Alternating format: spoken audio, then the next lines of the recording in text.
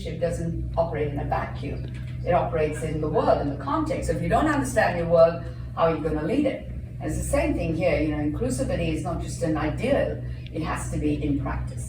So I'm going to now start talking really about diversity, the equation. What are the things that make up diversity or diverse perspectives? And really unpack that a little bit more so you can understand really where you yourself are coming from, but also where other people are coming from. Because some of this is also about your own identity. So it's your identity, but also other people's, and how then you can get better in the way you interact with them.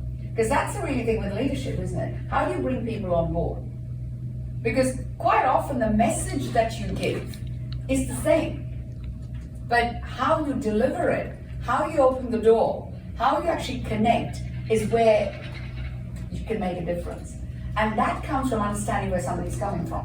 What's important to them? What is their lens, right? So how do we form that lens for ourselves, but also in other people? So have a look at this equation of diversity. So what is diversity? So you've got to have first this what we call cultural diversity. And cultural diversity is really all of those things, race, ethnicity, gender, all the things you're born with in a way. It's kind of cultural, it's pretty well understood. When we say diversity, we normally talk this.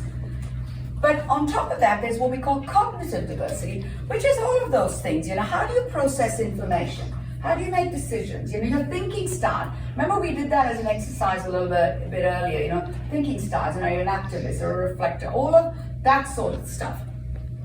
And then more recently, actually there's been a lot of work on neurodiversity, which is really disability. It's called disability. But rather than look at it with that lens, and looking at it at another lens and say, it is as much of evolution as anything else. Because the fact that people with those conditions exist means it's part of evolution. It's as much as anything else. So rather than see it as something different, it's actually part of that. So when you look at diversity, it's a combination of all of that.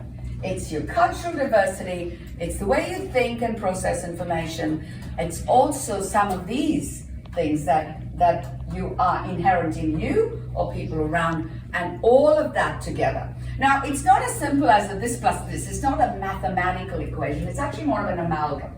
Think about it. It's really all of those things coming together, and that's